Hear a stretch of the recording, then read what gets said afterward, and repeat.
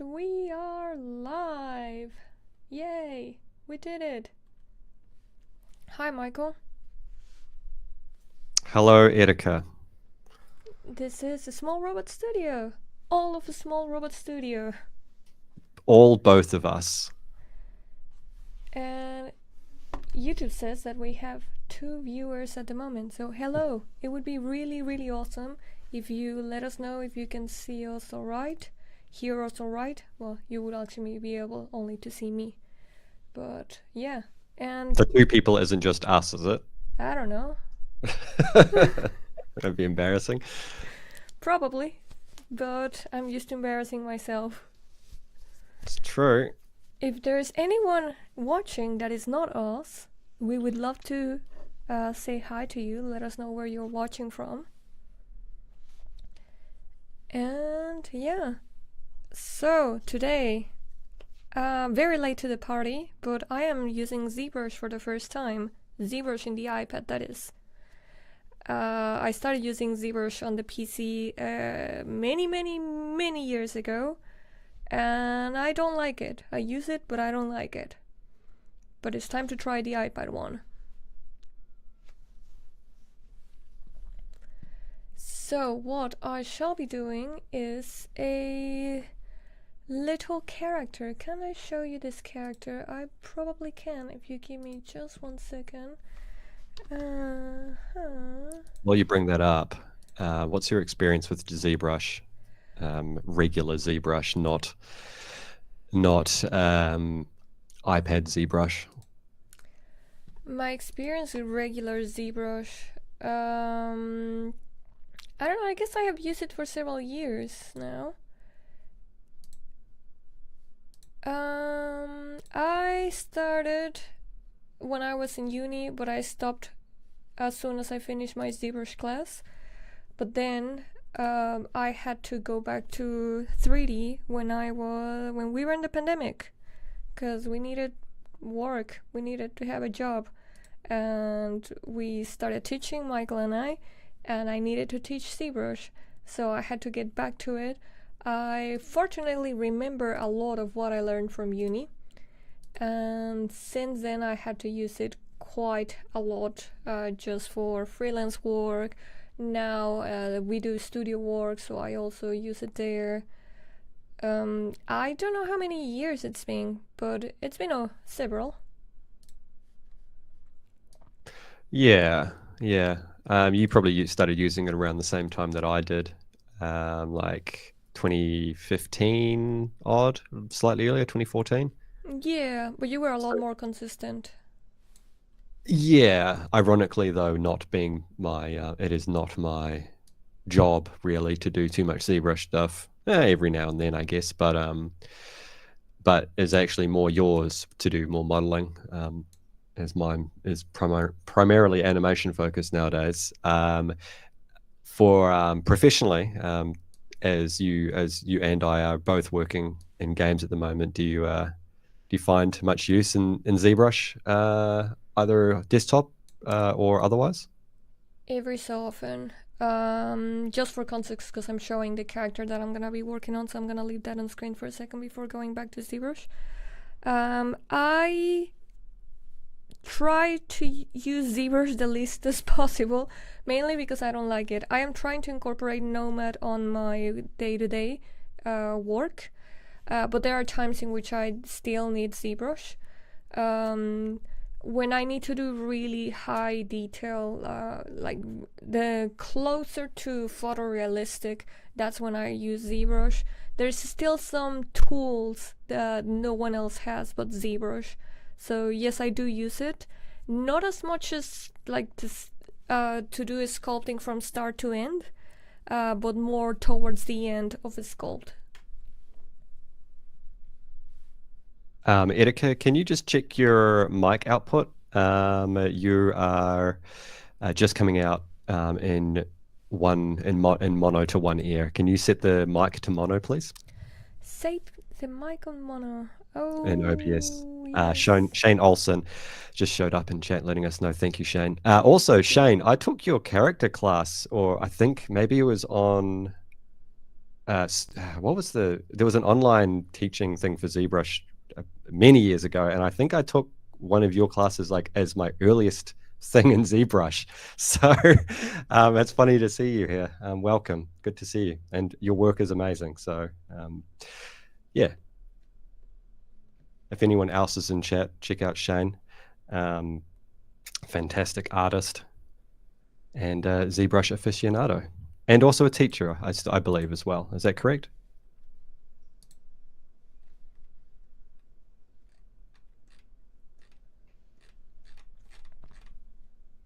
I'm working on the audio thing, by the way. Let me know if you want to come into your office and have a look. Probably, because I have no idea where to change this. Okay, I'll be there in 1 second.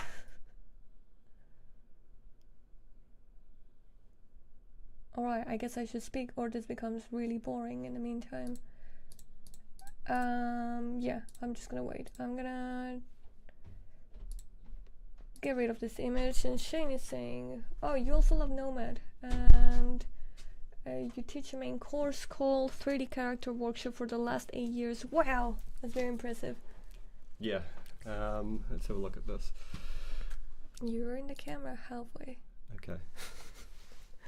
We haven't done a live stream in a very long time, and it's as if we forgot well, by we I mean me. I forgot everything that I need to set up. Yeah, and it's been quite a struggle. Yeah. How do I do it? Mono. Oh, Steely. Of course, it's a checkbox. Good. Yay. Thank you, Shane. Yeah. All right. Make sure you get Posy to say hello at some point as well. She's having a good sleep right now. Yeah, we have our dog, our giant Labrador, sleeping under the sun in my office. Alright, I'm gonna get started. This is probably gonna be really awkward because I am not used to this, and I'm gonna be sort of exploring the tools as I go. I have a quick look earlier, and it doesn't look too different from the desktop ZBrush. What I want to do first is the body of the character, and I believe this ZBrush should have Z modeler, which is something that Nomad does not have, and I wish it had. One of the things that makes ZBrush still more powerful in some ways, I guess. Here, Z modeler, perfect, but I kind of need to initialize this to have a much smaller topology. I do apologize in advance if this is really awkward, Shane, because I don't have as much experience as you do. Let's see. Yay, this kind of works. Do you want to talk about why you're having a look at ZBrush, or can you talk about it while you're sort of poking around with different tools? I definitely can talk about it. I'm generally exploring several iPad tools as much as I can at the moment, because I am preparing a conference for the New Zealand Game Development Conference, the yearly one that happens here, NCGDC. So my talk is about iPad tools for game development. And I want to create an asset fully made in ZBrush, not ZBrush, sorry, the iPad. Yeah, exploring several tools, like not just the ones that I use all the time. Generally in my workflow, what I do is a combination of a bit of Blender, a bit of this, a bit of that. I jump in the iPad, I jump into the computer. But this one I specifically want to do specifically just in the iPad, and give a somewhat comprehensive explanation of what is doable, what is great, what is not there yet. So that is the main explanation. Very good. And this will be your second time at GDC? This is my second time. You can find my first talk in the channel. It's called Killing Your Darlings. And so there's going to be less murder in this this talk. Absolutely. Ooh, this is where the Z modeler stuff is. Okay, this makes sense. So this is the face, the Z modeler, this is the edge, and this is the vertex. This is my first time seeing ZBrush in on the iPad. I use it fairly regularly, like I said, on PC. How are you finding the interface? It looks very clean compared to the PC version. Yeah, it is a lot nicer. It's good to see Z Modeler as well, which is still one of my Ooh. favorite features in the in ZBrush. I use it pretty often for hard surface modeling, Yeah. I'm sorry, which is Shane. something that Nomad's sort of lacking, is hard surface. Yeah, Nomad doesn't do any box modeling stuff, and it's being asked a lot to the developer, like Shane is mentioning, but I guess that it's not that easy to do it. Yeah, sort of just depends how they sort of plan to make the software. If they didn't plan it with that in mind. I am very awkwardly finding things. This makes sense. This is not quite what I want. What are you doing? I want to inset that face. You could split the point on the top, or you need is it like the top polygroup? Oh, You need wait. to split by polygroup. Yeah. Sorry, inset by polygroup. Yeah, I think this one should work. Island. Or not?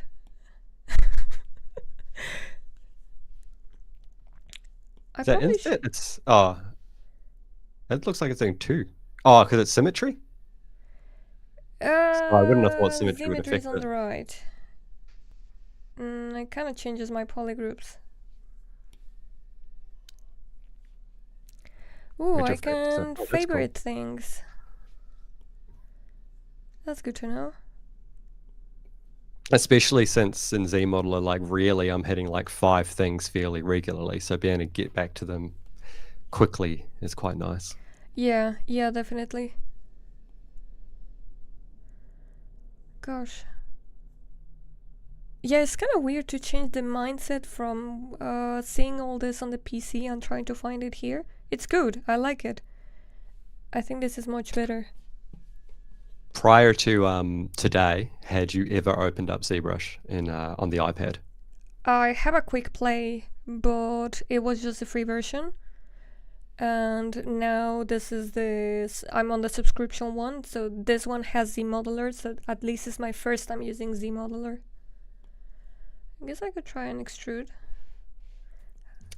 Andrew in chat just got a 13-inch iPad and is using ZBrush as well. Cool. Let us know what you think. Erika is quite new on it, for iPad obviously, but looks good. Yeah, I apologize if this video is incredibly awkward, because it is the first time I try it. I am really weirded out by it. Yeah. Have you done much like soft sculpting on it at all? Yeah, I tried a little bit. It seems it does seem nice. Does it come with damn standard as a brush on there? Can you add custom brushes? Actually, I wonder if that's yes, a thing. I believe you can. So that's cool. damn standard. Yes, I think damn standard was not there on the free version, but it is on the paid one, which I was annoyed by the free version that it didn't have damn standard, because it's one of the ones I use the most. What's the cost on the full version? It is gosh, how much did I just pay? 20 New Zealand dollars, so it must be around 10 or 12 US dollars, I believe. Is that subscription or outright? Subscription monthly. Okay. $80 a year for iPad, so about 140 New Zealand for a year. I think that would be 140, 150. Yeah, that sounds about right. That's not bad. Like when you compare it to, I mean, I don't know. I bought ZBrush in 2014, and so I still have that license. So, that was pretty inexpensive if you compare, over the course of 10 years. Yeah. This is my mask. Yes. Alright. I'm gonna try to make a base mesh, but yeah, it might not work out.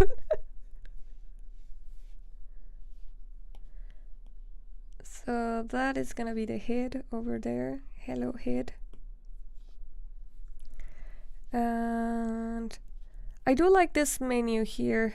That is quite nice, and it works very similar to the PC ZBrush. Shane's just saying if you get ZBrush on desktop, it's 400, I assume, US per year. Comes with the iPad version and Redshift. Oh, that's cool. Redshift also is something I've used pretty extensively. That's sort of more my field rather than modeling, is lighting and rendering outside of animation. So that would be useful to me, though I don't do too much offline rendering nowadays, as we both work in game. I have to do everything real time, which is, in a lot of ways, much more difficult. How is it more difficult? Because of optimization. You can just brute force things a lot more when you're in offline. Obviously you want to optimize things so you're not spending a million years rendering, but yeah,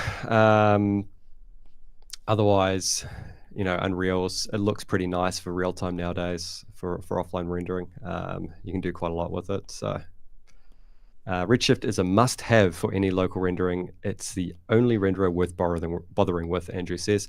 Yeah, I pretty much agree. I mean, I got into Redshift in about 2017, I think. It was like in late 1.0 or early 2.0. And this is prior to Maxon. And I switched over. Well, I didn't switch over. I was using it concurrently with RenderMan as a comparator. And yeah, generally Redshift was so much faster and easier to look dev things and get to like final render a lot quicker, because you could kind of see what was happening. But yeah, otherwise, Karma for Houdini is the other one that I'm sort of getting into a bit more, because it comes with Houdini, so I don't have to buy another license, which is always appreciated. And I'm not doing too much of that sort of work at the moment, so it doesn't really make sense for the expense. But yeah, definitely for a single node setup, Redshift is the way to go, I still think. Can you add a image as a reference in the iPad version? I imagine you can. I'm sure you can, but it's probably gonna take me ages to figure out how. Yeah, fair enough. Yeah, I want to try to keep it slightly entertaining.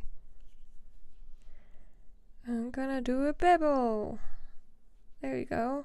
Edge loop complete. I did it!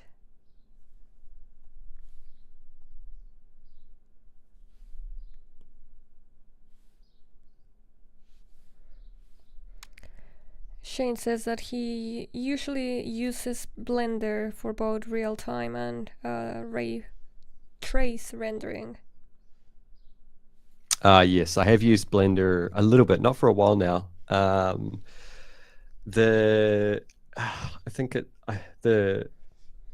like a pretty quick rendering. There's two different rendering pipelines for it. I can't remember. There's like a fully ray traced one and another real-time one. I can't remember what they're both called, but I remember being quite impressed by the real-time one back when I had looked at it. But yeah, I think just nowadays I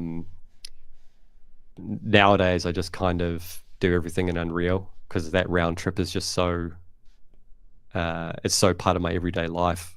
Cycles, yeah. Cycles and Eevee is the real-time one. Yeah, I thought Eevee was very impressive when I looked at it. That was prior to Unreal 5 though. And Unreal 5 is just looks so good. But obviously you have to go from another DCC, your modeling app or whatever, to look at it. So it does sort of make sense to stick in Blender in some cases. Andrew asks, what's the best render for Blender nowadays? I've been using my Redshift for a few years, but moving back into Blender now. Redshift, I think, runs on Blender, or at least it did. It did have a version a while ago. I don't know if they're still supporting it. RenderMan has a version. I haven't looked at that in a number of years. I'd probably go for Cycles because I think it's hardware it's GPU accelerated now, whereas it previously wasn't. And then Eevee is really good for look dev.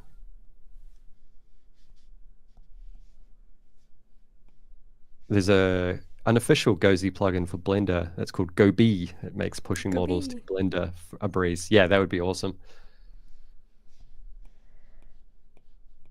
Okay, I am sort of getting something here. I have the head up here, I have the body, the arms are gonna come out of here, the legs are gonna come out of here, and eventually it's gonna have a tail as well. Oh, the camera's kinda annoying me a bit. It kinda like goes crooked and it stays crooked. Yeah, like that. It's fine. You kind of want that shift key to be able to like snap it back to straight? Or how do you do it? I'm tapping on the head to straighten it a bit. And the portrait top right. For hard surface modeling, Andrew, I use Blender. I really like Blender for hard surface. I like it more than Maya, even though I grew up learning Maya. But the tools are just much smarter than Maya, and it doesn't create n-guns every 2 steps. So I really appreciate that. I was actually talking to Paul about this the other day, Erika. Paul's someone that we work with who's a really, really good hard surface modeler. And he's a Max user, but we use Maya at work. Those are what our licenses are. So he begrudgingly uses Maya. But I said to him, Blender's modeling tools are just, very similar to Max. With all the whatever you call it. The modifiers? Modifiers, thank you. Yeah. But just learning another software, we all just have so much software under our belt at the moment. It's kind of hard to constantly switch context between, different hotkeys and whatnot. Yeah. Yeah, I've tried to modify my Blender so it's similar hotkeys to Maya. The problem with that is always that it's very difficult to follow tutorials. So I have a really weird hybrid that no one can use but me.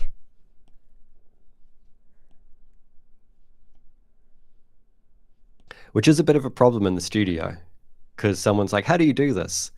And then then you're like, oh, you walk over and you're like, how do you do anything on your Blender? I can't move it. I can't move things. I can't hotkey things. Yeah, it happens to me a lot with another artist that is doing mixed reality games, and sometimes we encounter issues and we go to our desks, we try to do stuff, we fail. We try it on our desk and it's like, it was quite easy actually. I assume you're gonna be rigging this, Michael. Do you want a T-pose? I didn't realize. Yeah,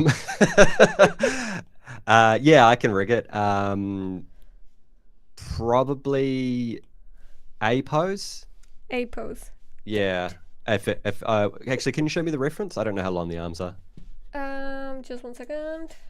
There it is, that guy. I can't. Oh, sorry, my stream's a little bit behind yours. Yeah. You give it a second. It should show up. I guess I can also send you the image. That also works. And I've sent it. Oh, yes, okay. Yeah, A pose is going to be best for him.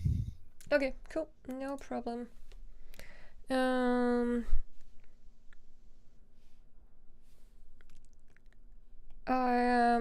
Shane, I've also used Maya most of my career. I was trained in Maya, and I generally like Maya. Well, I don't know if I like it.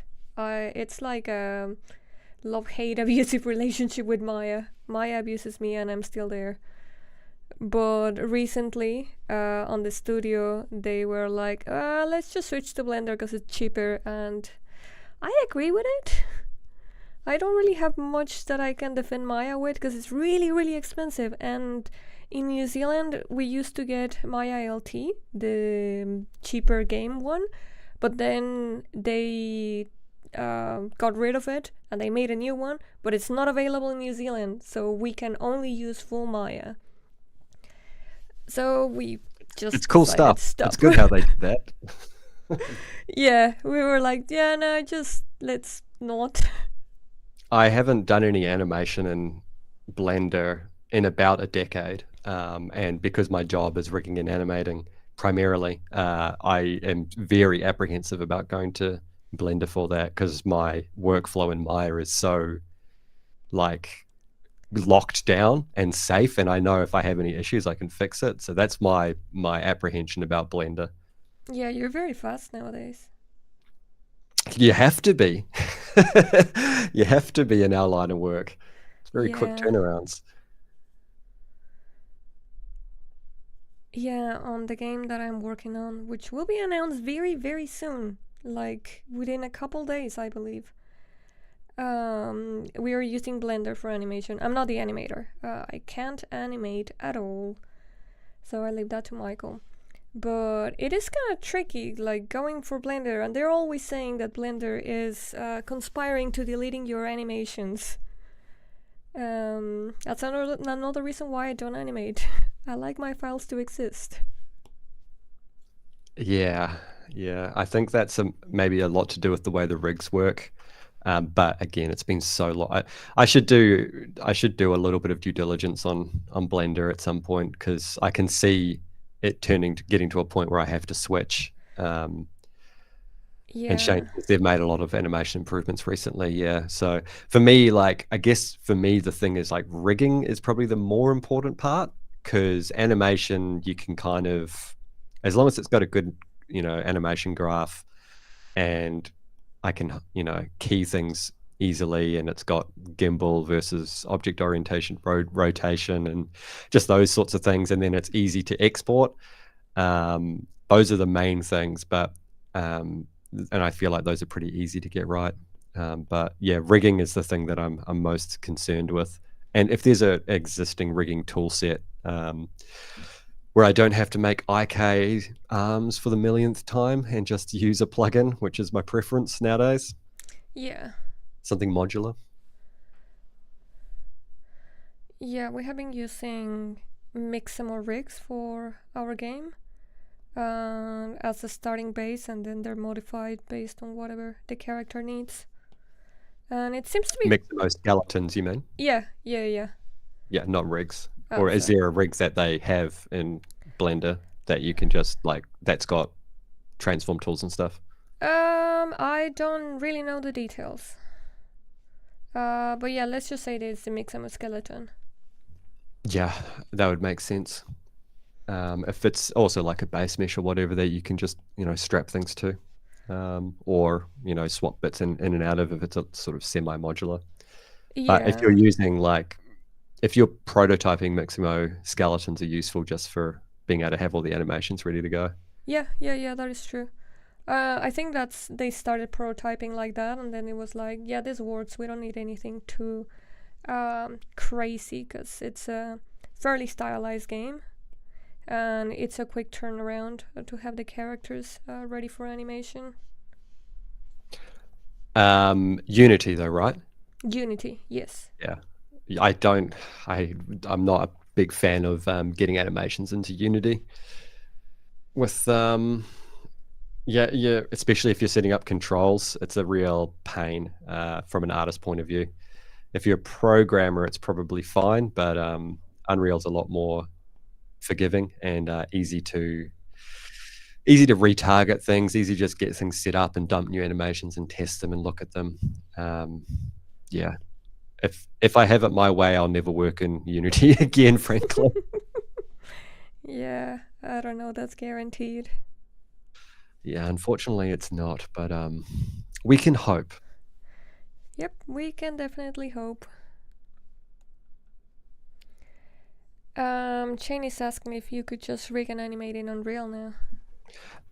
Yeah, so in 5.6 they've added a bunch of new animation tools. They're in experimental at the moment, so I'm a little bit like not touching them because they tend to change the way things work quite a lot while they're experimental. And there is a modular rigging component, which is also looks good. I think it's sort of still, it's still in beta, I should say.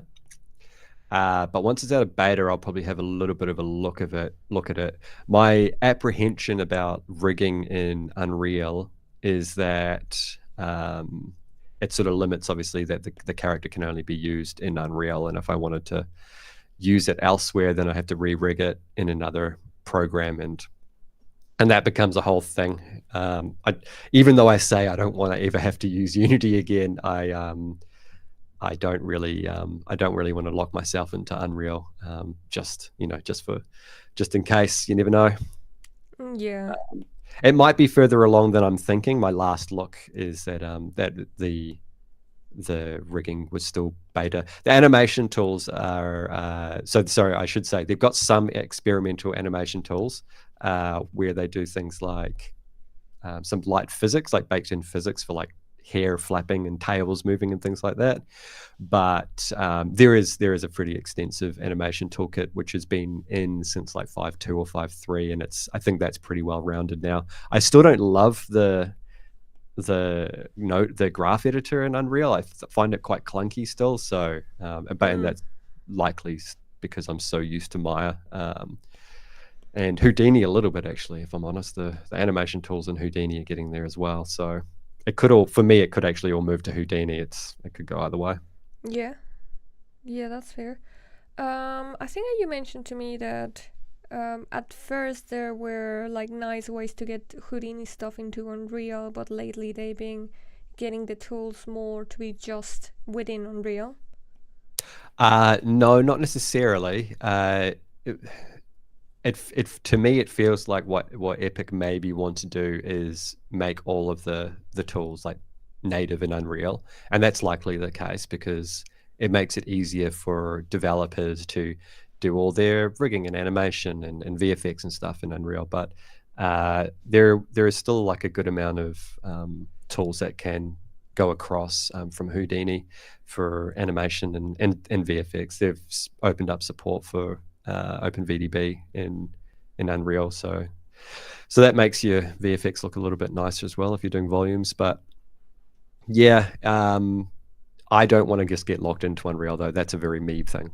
Yeah, no, that's fair. And there's still things that Unreal is not that great at, like mobile. Yeah. Funny you should say that. Yeah. Well, let's hope it's not as bad as every developer makes it out to be. But I'll find out very soon, I can assure you. I can't talk too much about that, though. No, you can't. So where are we at with this base mesh? We're starting to look a bit more like character. I'm trying to keep it really low poly. If there's anyone out there that is wondering why am I not sculpting with a bunch of detail, it's because this is really early on, and the less polygons that I have, the easiest it is to control. And right now I care about the silhouette. I'm just gonna bring up real quick the reference again if there's anyone joining. I'm doing this sort of big body for this luchador swordsman cat. So yeah, first is volumes. Let's make the volumes look good, and after that I can start adding more detail, rounding things, making the smallest things. But I gotta get big volumes to work. Do you want to put your reference up in the stream so it's above your portrait? Yes, I might as well. I need to crop it though. Yeah, maybe just crop the one with the sword there. Yeah, that one is good. Now, how do I crop this? I've forgotten how to live stream because I haven't done it in a very long time. And I guess I'm also getting old, so the older I am, the worse I am with technology. Very slowly, but we're getting there. Aha! It's the Alt key. If you hear random noises like zombie grunts, like Minecraft zombie grunts, it's because my dog is in my office and she loves to be very grunty. Move this up. She's not snoring though, is she? Not at the moment. I think that she's annoyed that I'm talking and I don't let her sleep. Good to see you, Shane. Really thanks for dropping by. Yeah. And thanks for the chat. Yeah, very, very happy to see you here.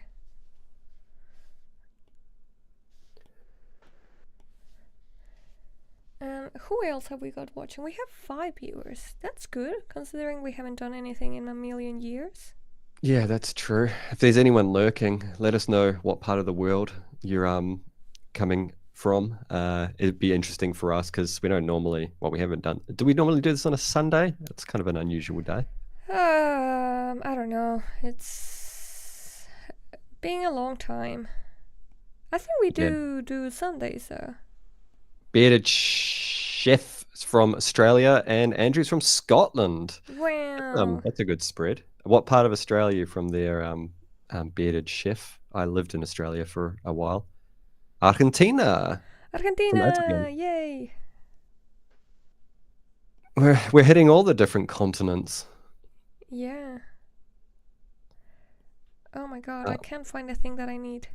We're in like some seriously different time zones. Time zones, yeah. And Kate here from local. Oh yay! Wait, that's Christchurch, right? Am I remembering that correctly? Yeah. Okay, yeah. I was just had a moment where I was like, wait, yes, Christchurch. Yeah. Yeah. Do we know Kate? Did we run into her? We've probably seen her in the street. It's such a small country. Oh, Central Queensland. Nice. So yeah, cool. I was down in Melbourne for between like 2010 and 2020, basically. Back in the old days. Yeah, I was there for 3 months. Yeah, that's right. Yeah, you were there for 3 months. I forget about that.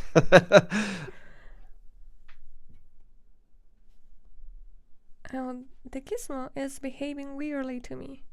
I haven't quite figured out what's the story with this gizmo. Ah, it's gone.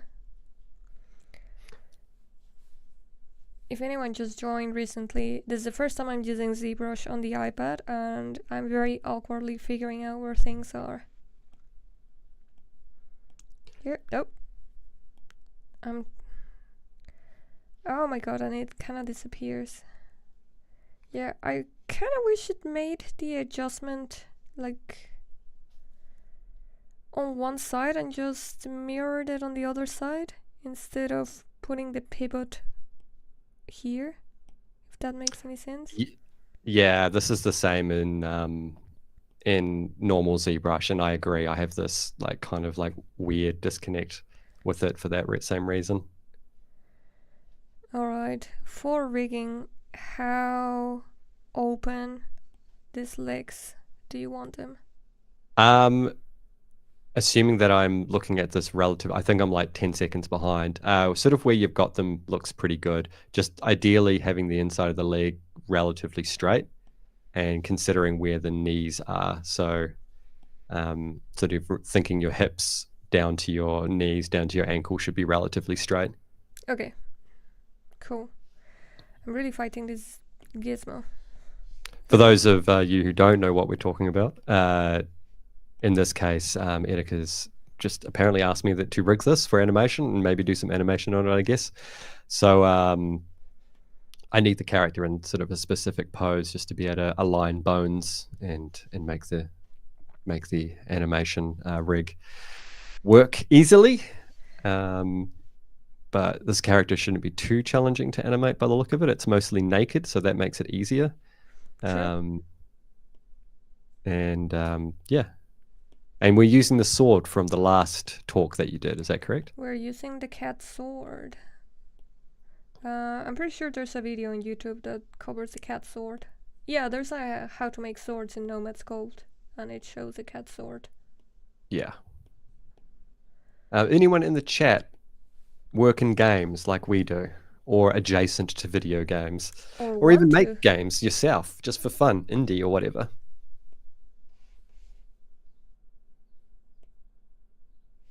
or play video games, because we Yeah. obviously have to play them a little bit. You're playing Overcooked at the moment with your cousins? Yeah. I'm playing Overcooked, and I have several other games started. I will get back to Alan Wake. Yeah, I really need to grow up and not be scared of playing Alan Wake. It's a bit of a scary looking game, but I've also got Baldur's Gate and Elden Ring, which I haven't finished, so I've got plenty on my plate. Andrew's worked on games as a programmer, but now doing a degree course in game art, mostly in 3D modeling. Cool. Neat. Yeah, it's pretty good. It's great to have people that can do several disciplines. Yeah, you'll be invaluable, particularly to programmers, because often artists really struggle to communicate what they want or identify what the issues are, because each discipline is quite siloed in what they're aware of. So having someone that's quite technical, being able to figure things out is really good. Particularly when you need to make really customized technical things like, rigs or something like that, that work in Unreal, or you have custom, IK targets or something like that. So good luck with the remainder of your course.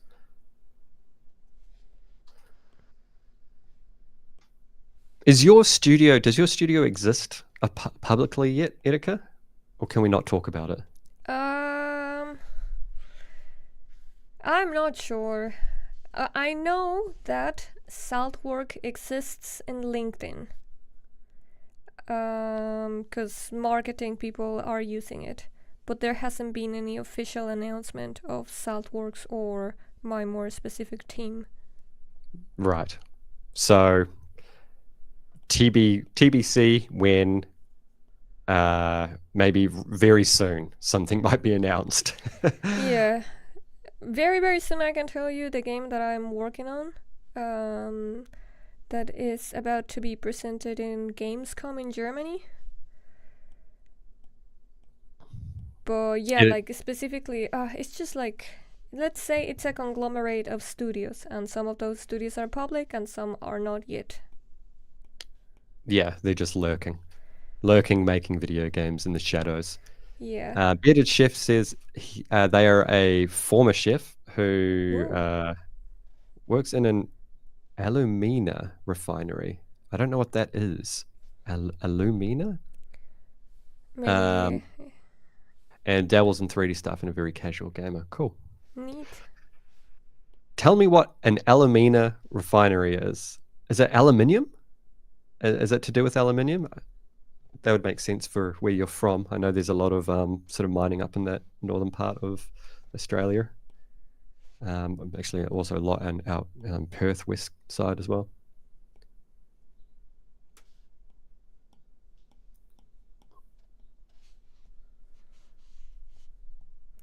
And for you, Erika, for a block-in, because this is everyone's favorite question, how long do you want to be working on a block-in before you sort of start taking it to the next stage? The two things that I look for is having the volumes working. So this in silhouette needs to work. It needs to look as close as possible to the character with as little polygons as I can. And when this becomes limiting, when like you've sorted out all the big things and now you're like, oh, I want to do something small like the ears, but this topology is not enough, that's when I start divided. Whenever the thing is limited, I start divided. But just make sure your very basic volumes are ready to go. Otherwise, you are not ready to start expanding topology. It gets messy really fast. And this is such a thing that the sooner you get this as an artist, the better your work becomes. And it's something when we were both teaching, we would have to really drill into students and get them to just like hurry up and wait on the early stages. Because if you take the time to really nail it down and you're like very thorough with the base mesh, with the broad strokes, you're going to have a much better product at the end. So taking the time to get a really good silhouette that reads really well, that you're very confident has all the volumes that you're looking for in the head, stomach, whatever. Silhouette strong and readable before moving up in subdivisions is really important. A lot of students and a lot of younger or early artists want to immediately start doing detail. And details, I guess, sort of like the icing on the cake, but it's not really the most important thing. And like a really good example of that is like Rembrandt. Rembrandt is very economical with their paint strokes, but it feels like there's a lot of detail there. It feels like there's a lot of information, but a lot of it is just inferred. So, and that works across sculpting and any art really, that if you're able to create a strong base, a lot of the information can actually be inferred without a great deal of detail, and it makes your result a lot easier to read for the viewer, and basically just look a lot better. Sort of a less is more sort of thing. Lots of detail isn't lots of better always. Yeah, I like to think it in terms of like construction. If you are building a house, you need to have a good foundation. If your foundation is bad, you can paint your house the prettiest colors, have the most expensive finishing, but your house is going to be fragile. Your house is not going to withstand an earthquake or like water, something very simple. So have good foundations. At least here in 3D, we're not, lives are not at stake, so we can relax slightly. But good foundations, always good. Yeah, exactly. And for rigger and animators, if you've got a solid base, it means you're likely going to have a good base to work from for retopology, or you're going to have good topology to begin with. And we really appreciate that, because if you've got rubbish topology, I don't want to rig it, and I definitely don't want to animate it. Yeah. There are little things that I'm doing right now that I don't see too much talk about, but is like this slight angle that I'm putting on the knee. That is useful for rigging, because it helps you locate where the bones are gonna be and just make the movement more natural, the deformation. Yeah, making those landmarks visible, instead of us having to guess. A lot of it depends. Like if you are retopologizing it yourself, Erika, then you would put in the topology for a suitable knee deformation. But if I was retopologizing it, I sometimes might not be able to guess exactly where the knee is. So it can be useful to make those visible. It's not something you have to do with texture or anything like that, obviously. So, and at this point, we probably wouldn't have texture without a retopology. So yeah, absolutely. Well, that is something that I want to explore with Zbrush, specifically for the iPad, the texturing here, because Nomad you can only do vertex paint. I know that Uniform, you can actually paint on the UVs. You can also use Procreate, but it's very simple tools. I don't like them. I don't think that they've updated it from the very first time that they introduced the feature. So I generally wouldn't recommend it. But I want to test ZBrush to see how it goes, because so far I'm not convinced with the texturing apps in the iPad. yeah, and is ZBrush going to be? Is it sort of like vertex paint that gets brought down to UVs, or how does it? Do you know how it works? I believe it's that vertex paint Yeah. that becomes UVs. So it's very similar to what works, how it works in desktop, which means you have to have a pretty high subdivision to get good detail and texture. Yeah, which I would probably make a duplicate and dynamesh it to have a lot, and then transfer that. Yeah, exactly. Does it have auto UV? Like I believe it does. Where are you here? You have here. Yeah, you have the UV master. Yeah. Andrew says, I can't believe that Substance hasn't made it to iPad yet. Yeah, that's actually a very good point. Substance, even a light version of Substance on the iPad would actually be pretty well received, because there's so many tools there that are quite useful. But then you've got all your texture outputs and stuff, and you're outputting to the iPad. Is that useful? I guess it doesn't really matter. Yeah. I mean, we both use Substance for texturing, have done pretty regularly. There's really no other good option, if we're honest, for 3D texturing. Like 3D Code exists and it's okay, but definitely not as powerful as Substance. Yeah. Yeah. And for anyone that has joined recently, I'm working on this character for a talk that I'm doing for a conference, the New Zealand GDC Game Development Conference. So I'm making an asset that is fully made in the iPad. In my day job, I would normally texture in the PC because you cannot compete against Substance. But I want to see how far I can get it to make a fair assessment of like, these tools are really cool on the iPad. I do recommend them over PC, whereas there's these other ones that still need more development. Yeah. And I guess a good question actually is why? Why the iPad then? And maybe this is part of your talk, but why bother doing any of this sort of game development stuff on the iPad when ultimately you end up back on the PC? Is it just to see if there's better tools, or is it just to see if there's better options available? There's two main reasons, which are very personal, and for a lot of people might be like, I don't care about that. But I got into 3D seriously because of the iPad. I hated using Zbrush on the PC. It was too weird. The UI just like, I would not enjoy it. I loved sculpting, but the way that the software works made me not enjoy it. And I think that the iPad gamifies maybe the experience, or because it's slightly more closer to how you would work with actual clay or something. It just feels more natural to me.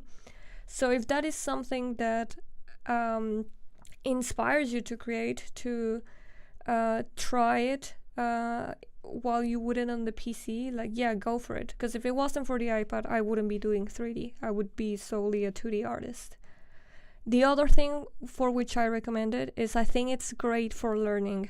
Again, because ZBrush has a terrible UI and Blender is very complicated. It's just an overload of things to do. It can be very, very challenging for beginners to take the tools and start doing things. And the iPad is a lot more simpler. So it's a really good way to grasp all the principles and to then specialize on the things. If you really want to specialize on 3D, you can stay just on the iPad. You don't have to be necessarily a professional sculptor. You can be an illustrator and still use these 3D tools to help you with concept art, with illustration. So yeah, it's just very accessible in that way.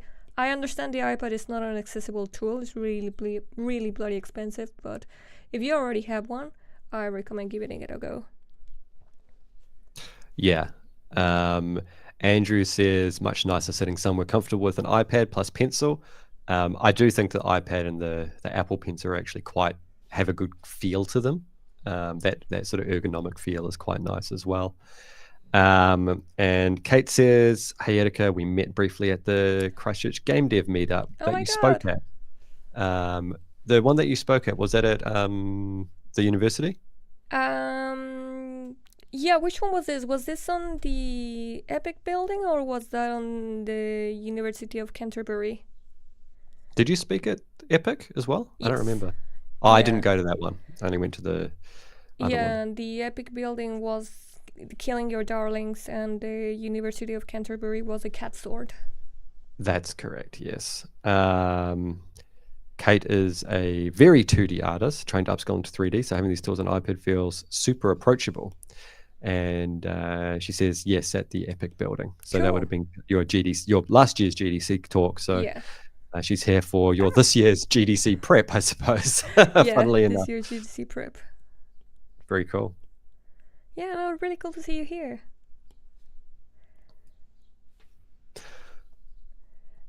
Kate, do you are you working games? Are you getting into games, or are you studying? What are you doing?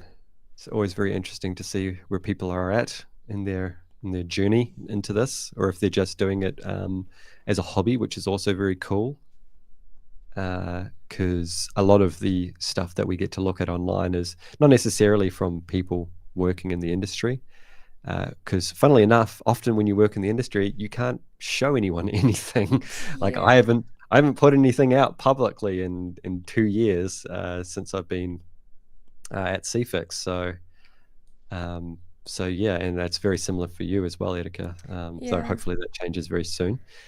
And that's just sort of the nature of it. So having people that are also just creating art for art's sake is actually, you know, quite useful for just us getting inspired and just us sort of feeling like feeling like art is just being made as well without us.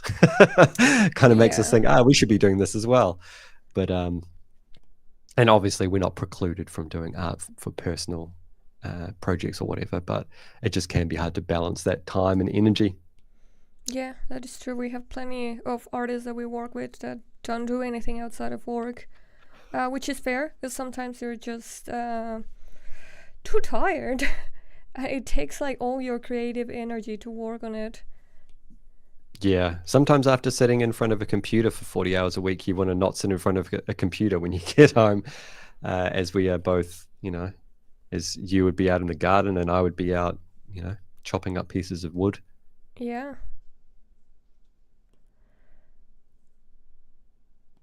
Or snowboarding, yay. Or snowboarding, yeah. So hoping that weather is good for tomorrow. But yeah, I think it's important that people are still making art for art's sake and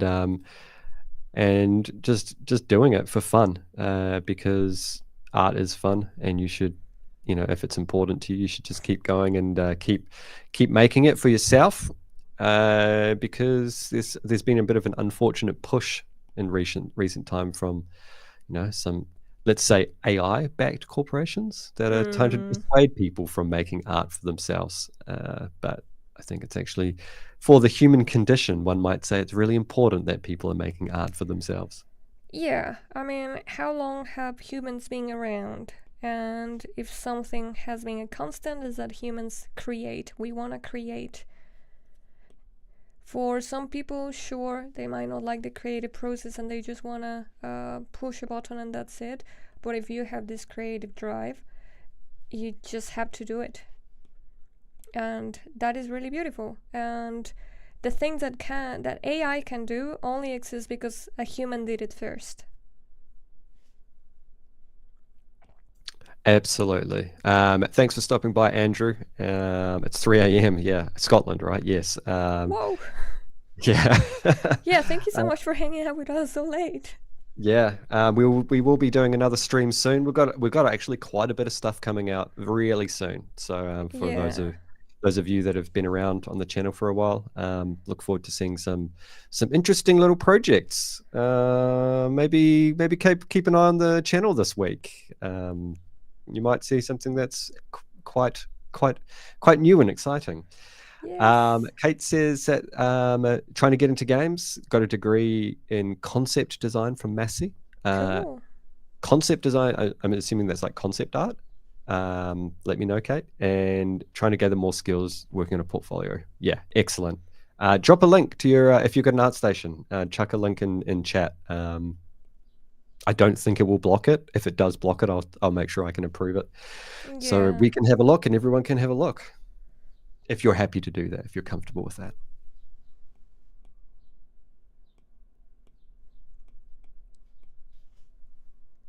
And we're getting some ears on our sculpts now there, Erika. Yeah. It's starting slightly to look more... Does it look like a cat? I feel like it looks more like a bear. Yeah, I didn't. I think when I first saw it, I might have thought bear, and that's probably mainly to do with the silhouette more than anything. Yeah. So perhaps there's some opportunities yet to make it more cattish. I don't know what those are. You're the artist. I'm just some idiot. Both can be true. Yeah, I changed the camera to activate the rotation by hand, and it's actually much better than what I had it before. Excellent. Are you using a combination of using the Apple Pencil to move around and your fingers, or just a Yeah, pencil? I think that's just like by default. Any like art software, you use the Apple Pencil and gestures with the hand, especially more on 3D, because with the hand you are moving the camera. Yeah. And does that feel good? Yeah, That yeah, it yeah. does.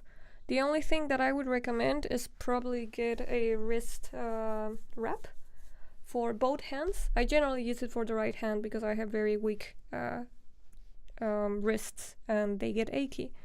But because you have both hands kind of constantly moving, I have a little stand on the iPad, so they're both vertical and they get both very tired. So just Mm. because it's not the main hand, it doesn't mean that it doesn't get tired as well. Yeah, yeah. I used to get very sore wrists when I was doing a lot of stuff, a lot of sculpting. But I think that was a lot of positional stuff. I ultimately ended up being able to remedying it by being more vertical as possible. Kate says, yeah, they did a concept, previs, concept art, all that sort of stuff for their degree. We had projects focused on film, animation, and game. Excellent. Neat. All of those three things we have worked in. So Yeah. Kate, did you meet Wen Fangse? She's currently in Christchurch working with Michael. She yeah, also she. studied in Massey. I'm pretty sure that's the same degree. Oh, okay, yeah. Is that? Did she do that in Wellington? Yeah, Or she yeah, was in okay. Wellington. Yeah. I know Massey does a lot of online stuff. So, or do they have a campus in Christchurch? I don't know. I don't know how it works. Uh, I think I've seen something, but maybe medical? I'm not sure. I don't really know. Yeah, that makes sense. I didn't go to university, so I don't know anything. Don't ask me. Yeah, but that's cool. It sounds like a pretty focused course, so that's quite good that you were able to focus really on pre-production. Yeah, Pre-production is so important, man. Yeah, you wish that that more of it always occurred. yeah. It's always a struggle with pre-production. Yeah, it's because there's always quite a big push to get stuff out. Depends on what um, like type of project you're on. Like obviously, if you're an OIP, an original IP product, then you can spend a bit more time doing pre-production. But if you're working on sales or you're working for a client, a lot of the time the pre-production stuff feels like the client is just like, we need to go. We want to be doing stuff, get the stuff happening so we can play it and make sure that you know what you're doing. But it's like a sort of an economical fallacy, unfortunately, because Yeah. you end up having to rework a lot of stuff because there was enough time to do pre-production and figure out things before they got expensive. Yeah, it always appears that pre-production is a waste of time and money because it's a very slow start. And you can just like start in production right away, but it just answers all the questions. And then if you don't do it in production, you get started and you immediately get stuck, and it take ages to figure out things. And like Michael And said, it just ends up being more costly. yep, all of the production staff get blocked because they can't, work on things because they don't know what it's meant to look like. And yeah, you need a pre-production is a cheap way to answer questions. Production's an expensive way to answer questions. Yes, absolutely. Kate did meet Wing in Wellington. Cool. So cool. Yes, I was working with Wen on a project for the last little while, actually, at work. I'm coming off it now, but she's still on it. So yeah, she's very good. She's a very talented 2D artist as well. Yeah. Yeah, if you do end up hanging out with her, let us know. We could grab a coffee. Yeah, I mean, Christchurch is pretty small. We're always in and around the city. Um, yeah, what do we have a way for people to contact us that want to talk about industry stuff in the real world? We don't do too much quote unquote meet and greet stuff, but like, we have done talks at the Epic, and um, it's always like I'm always happy, and I know you share this opinion, Erika, that if people are trying to find advice and they want to talk to industry people, no, like we're happy to talk to them, because it's super hard to get into the industry, and it always feels like a bit of a, I don't know, like it feels like an impossible. It can feel impossible. Or it can Yeah. feel like I don't know how to do this for a long, long time. So it's always good if you want to meet people and meet us or talk to us or send us questions. We're always happy to do that. Yeah. And share your art, because a lot of recommendations go a long way. When Yeah, you know someone that is already in and they can mention your name, it gives you a leg up from other people, especially if yeah, they can vouch for your work ethic. If they know that there's someone that you trust, like, cool, it's much less risk than hiring someone that we've never met before. yeah. It's you'd be surprised how often you're on a project and it's like, this art style is this. It's like, do we have anyone that we can contract this to? And you go, oh yeah, I met this person that does something that's very similar to that, or have a look at this portfolio, see if it's good, or at least you put it in front of an art lead at some point, and they keep that in their brain, and then you never know. It's you never know what can add up to. Kate says that they might bump into you at GDC. So there you go. Yeah, awesome. Yeah, I'd love to Is see you that there. is the schedule announced for NZGDC yet, or no? Yeah, it is announced. They already have a program up, and I am on Saturday, I believe. There you go. So don't get too drunk on Friday night. And anyone that happens to be at NZGDC can check out Erika's talk. And did they do a live stream of it? Not a live stream. They do record it and then they post it on YouTube, but we'll also get a copy of the recording and post it in our YouTube. Excellent. So I yeah. think their recordings are up for a couple months and then they go into a subscription thing, kind of like Archive. GDC UDC. Yeah.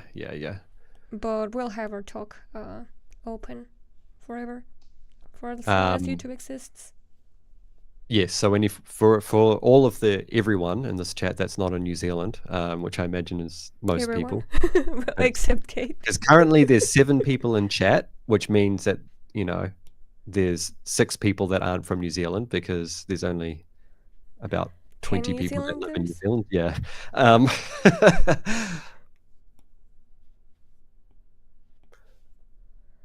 Yeah, we'll have it there. Hopefully soon I'll be able to do talks outside of New Zealand. I really look forward to that.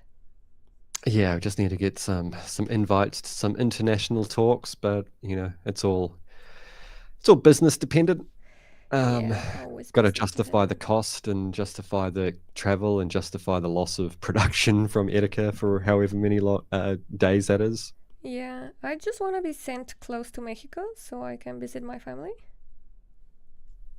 Which is and get some nice food. Though there is a really nice Mexican restaurant in Christchurch in the city. Hell yeah. Shout out to, what's it called? Xolo. Xolo. XOLO. Yeah. So if you're looking for some authentic